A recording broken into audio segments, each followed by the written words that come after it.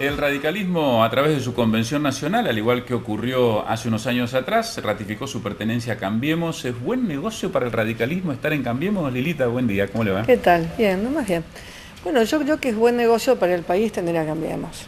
Para la sociedad democrática del país es muy importante que el radicalismo haya dado el paso de constituir esta coalición, porque esta coalición fue la que permitió salir de la situación anterior, digamos. Si no, íbamos a una elección donde nuevamente ganaría el kirchnerismo y se mantendría la situación previa que nos iba a llevar a lo que hoy vemos en Venezuela, a la larga o a la corta.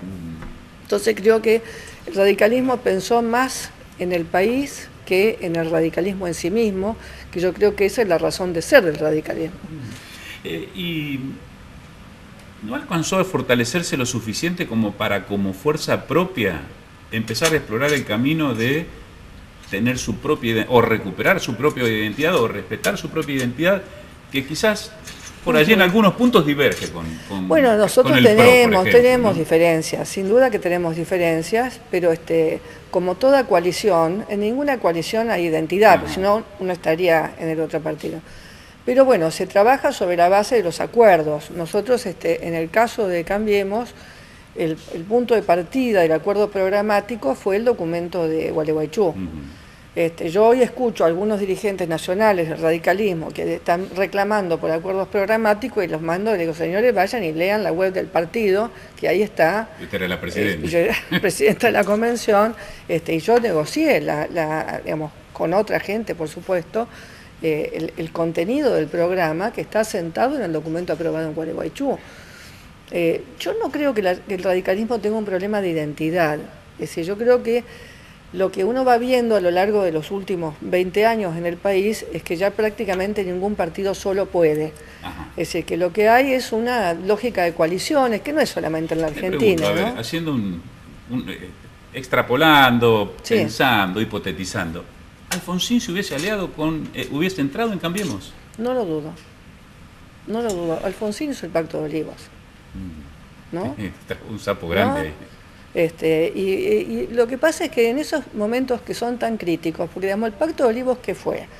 Fue el recurso político que se encontró para evitar la eternización de Menem. Entonces, nosotros creemos que nosotros en esta etapa estamos en una etapa de transición. Estamos acompañando una transición, un paso en un camino hacia un régimen autoritario a un reencauzamiento hacia un régimen democrático y al mejoramiento de la calidad de la democracia también. Entonces, no creemos que Cambiemos eterno, creemos que Cambiemos es la herramienta adecuada para este momento político. Las diferencias que tenemos las procesamos, las discutimos, y fundamentalmente el radicalismo es responsable del ámbito parlamentario. Es decir, que tenemos la mayoría parlamentaria en diputados y en senadores, aspiramos a incrementar esa mayoría en las elecciones de este año, y bueno, y el PRO tiene la conducción del Poder Ejecutivo porque esto lo resolvió la sociedad en las elecciones primarias. Entonces, nosotros tenemos nuestras diferencias, las diferencias se plantean, contrariamente a lo que se dice, se plantean, a veces se resuelven favorablemente, otras veces no, pero yo creo que el radicalismo tiene claro la responsabilidad que tiene en el fortalecimiento del gobierno para impedir que los autoritarios que han gobernado hasta diciembre del 2015 puedan volver. Entonces, esa es la responsabilidad. Después vendrá el problema electoral, pero por ahora nosotros hemos ratificado, Cambiemos, y les digo más, se incrementó el número de convencionales a favor de la apuesta en Cambiemos, porque a diferencia de la vez anterior... Sí, Santa Fe iba, por ejemplo, con una postura sí, no tan... divididos, pero a diferencia de la convención de Gualeguaychú, donde hubo posiciones encontradas y propuestas diferentes, esta vez no hubo una propuesta diferente. Porque el que hubiera planteado algo distinto hubiera mostrado los pocos votos que tenía, entonces nadie se animó a presentar esa propuesta alternativa. Plantear algunos antecedentes históricos suelen servir. Usted recién planteaba, sí. Alfonsín hubiera entrado en Cambiemos porque, por ejemplo, un antecedente es el Pacto de Olivos. Ahora, desde la otra vereda yo podría decirle, también dijo Alfonsín, mi límite es Macri. En ese aspecto también es un argumento histórico. Sí, pero depende, hay que ver el momento en que se plantean las cosas, ¿no? Es decir, hay que ver el momento histórico en el que Alfonsín dijo esto, y el momento actual, y el momento del 2015. Además, nosotros veníamos a hacer un esfuerzo enorme por la constitución del otro frente, con la experiencia del Frente Progresista acá en Santa Fe, que reivindicamos, valoramos y apoyamos, y estamos en el gobierno y estamos contentos de estar. Hicimos todo el esfuerzo de constituir la otra instancia y bueno, no lo logramos. Y la responsabilidad nuestra era la de construir una herramienta política que permitiera dar alternancia al sistema político. Por eso estamos conformes con esto, sabiendo que tenemos diferencias. Y también hay diferencias, digo, sobre los puestos electorales, porque fue uno de los temas, ¿no? Bueno, Corral lo planteó, dijo, sí, llega un momento en que también tenemos que encabezar listas, por supuesto. Y en Buenos Aires no viene tan fácil la Por mano. supuesto, es decir, esas discusiones van a estar porque son propias. Además, yo digo, la gran diferencia entre lo que ha sido la construcción de las coaliciones chilenas, que también tiembla en este momento, y la coalición uruguaya, es que nosotros estamos haciendo la construcción de una coalición al mismo tiempo que competimos adentro de la coalición. Y con términos de 2 años, que es tremendo, porque digamos, uno no alcanza a conocerse bien y tenés que ir a competir, pero el radicalismo... Teóricamente tenía que haber tenido un noviazgo, por lo menos. Por lo menos, Claro. por lo menos. Pero no, el radicalismo se siente responsable de la representación política parlamentaria y consecuentemente va a exigir al menos las 25 representaciones que se tuvo en la elección de renovación anterior. Uno de los puntos que me llamó la atención y que le toca presidir a usted es esta comisión revisora o redactora de un nuevo estatuto, que va a proponer un nuevo estatuto en donde se achica la participación en lo que uno puede interpretar de lo que es la declaración.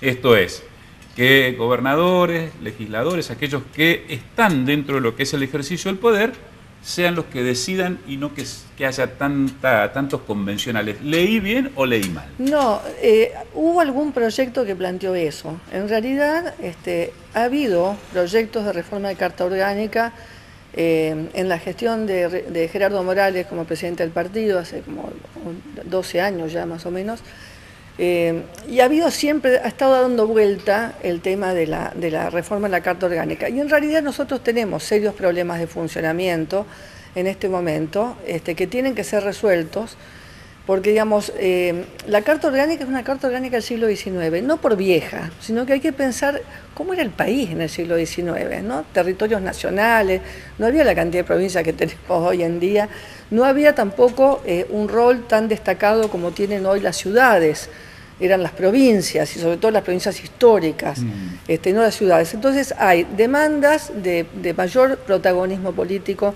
en la toma de decisiones partidarias por parte de los intendentes, y por el otro lado también tenemos serios problemas para, digamos, hacer funcionar estos órganos que son bastante pesados, porque no es solamente la convención, es el Comité Nacional, el plenario del Comité Nacional, que también es un órgano muy pesado. Entonces, yo creo que no hay que partir en esta cuestión de la reforma, me parece que hay que hacer una buena encuesta interna y que sean los propios radicales los que diagnostiquen el problema. Yo creo que nosotros tenemos problemas de comunicación, tenemos problemas de coordinación, los bloques van por un lado, el partido va por el otro, la franja va por un lado, la juventud va por el otro, porque no está previsto en el sistema institucional ningún mecanismo de coordinación. Es toda una cosa de cuerpos.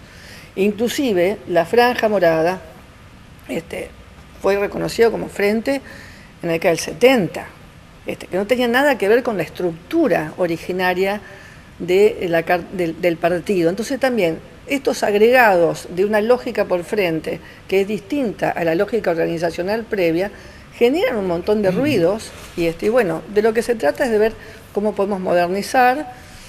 Yo estoy muy impactada también por un artículo que salió hace poquito en la BBC sobre la crisis de la democracia frente a la Big Data, ¿no?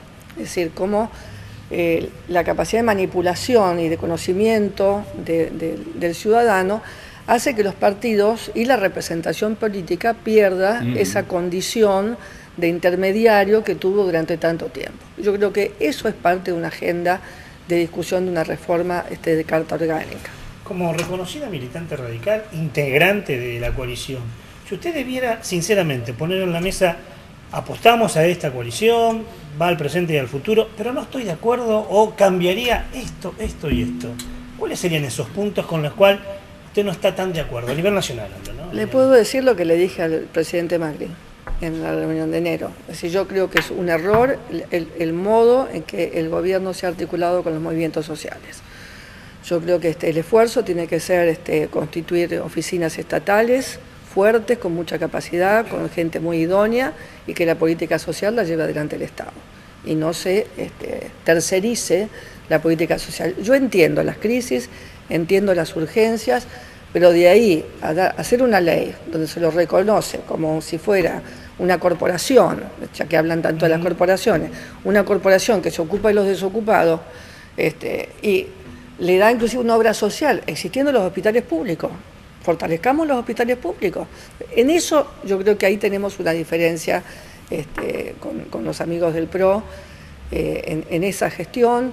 Después me parece que la otra crítica que haría es que me parece que el programa de Hábitat debió ser acompañado de un programa de salud y de educación en un sentido más complejo, digamos, no de superposición de programas, sino de tener un programa común que no sea transitorio inclusive, no una cosa por un tiempito, sino tener un programa común para atender esto que los argentinos no sabemos atender, que es la enorme desigualdad que hoy tenemos y la enorme indigencia que tenemos. Entonces yo me hubiera propuesto indigencia cero, no pobreza cero, que es un problema estadístico, sino indigencia cero, y hubiera acompañado este programa, que es bueno, porque es un programa de cloacas, es un programa de servicios, de vivienda, pero lo hubiera acompañado de política educativa y de salud.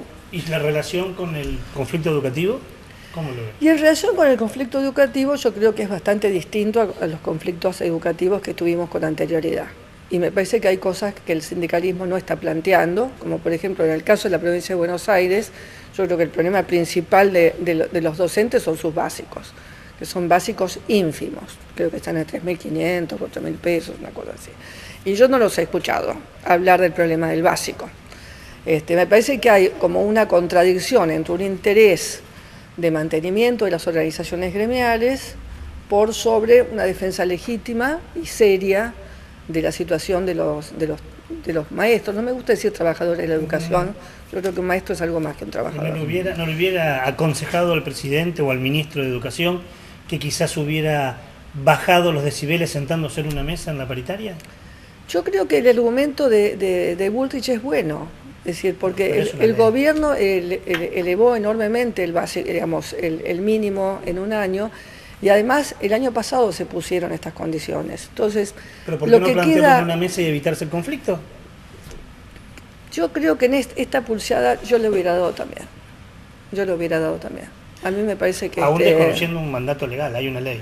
Que en su momento Bullrich la votó inclusive. Pero no hay incumplimiento de la ley, No hay incumplimiento de la ley.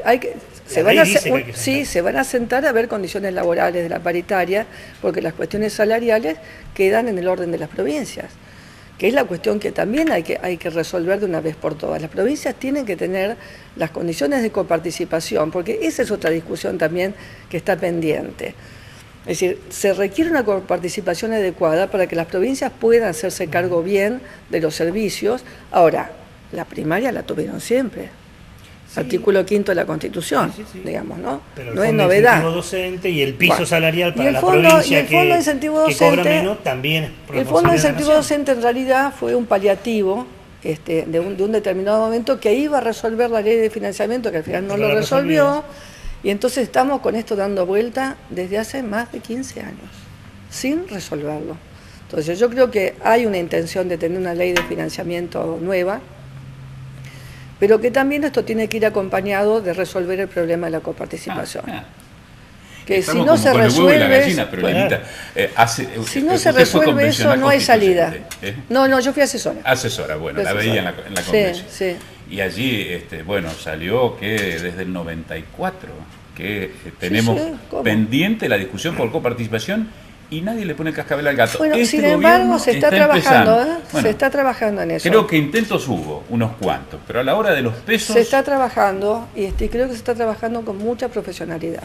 En ese sentido yo le tengo un gran respeto técnico y político, porque creen que no es político, pero es un gran político, que es Duhovne. Ah, perdón. Duhovne está trabajando muy bien, y después están trabajando también el ministro del Interior, que tenemos diferencia en otras cosas, pero en esta no, en el sentido de poner un poco las cartas sobre la mesa, porque también el gran problema del gasto público en la Argentina son las provincias. No es el Estado Nacional, bueno, ¿no? Entonces, es imposible, ¿no? Algunas es imposible. Uno piensa, y Formosa otras, es inviable, no, sin Jujuy duda. es inviable, Catamarca, La Rioja. Pero también porque no ha habido estrategias productivas, ¿no? Es decir, el capitalismo en la Argentina ha sido muy segmentado siempre. Entonces este es uno de los problemas. El desarrollo capitalista siempre dejó afuera, está todo el NOA y el NEA están afuera. Y esto es una cosa que hay que resolverla, porque si no, no hay posibilidad de salir adelante.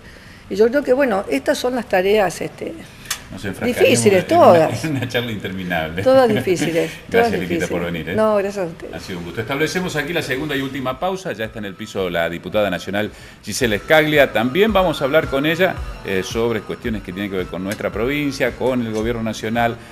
Un programa que se lo estamos proponiendo para continuar después de esta pausa.